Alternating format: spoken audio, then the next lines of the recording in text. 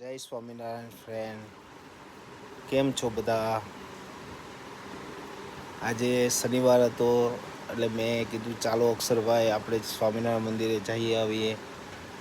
અક્ષરભાઈ ready થઈ ગયા, ત્યારબાદ અમે લોકો બંને નીકળી ગયા સ્વામિનારાયણ મંદિરે સવારમાં મોર્નિંગ.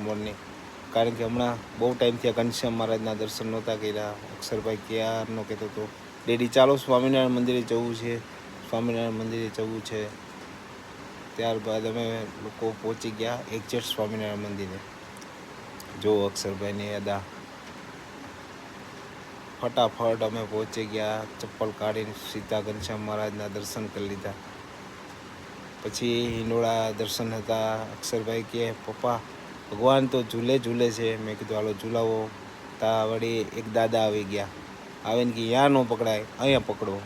અક્ષરભાઈ કોઈનું માને નહીં. પછી ભગવાનને ઝૂલાવ્યા ઘનશ્યામ મહારાજને. બહુ ખુશ થયો. ત્યારબાદ પછી કે હું ડેડી દંડવટ કરી લઉં.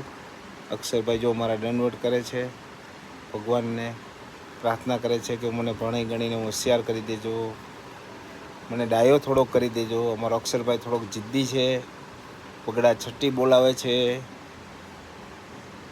ત્યારબાદ પછી અક્ષરભાઈ ભગવાનના દર્શન કરીને બહાર નીકળ્યા. તો મંદિરના બધા પાન વેળાયેલા હતા બધા ઝાડમાંથી. અક્ષરભાઈ કે આ ભગવાનનું ઘર છે ડેડી, તો પછી હું ચોખ્ખું કરીને બધું ડસ્ટબિનમાં નાખી દઉં. મેં કીધું વેરી ગુડ. જો મારો અક્ષર ડસ્ટબિનમાં બધા પાન નાખે છે. વીણીને બધું ચોખ્ખા ક્લીન કરીને મંદિરે બધું થોડીક વાર સેવા આપી. ત્યારબાદ અમે લોકો નીકળી ગયા. બાય.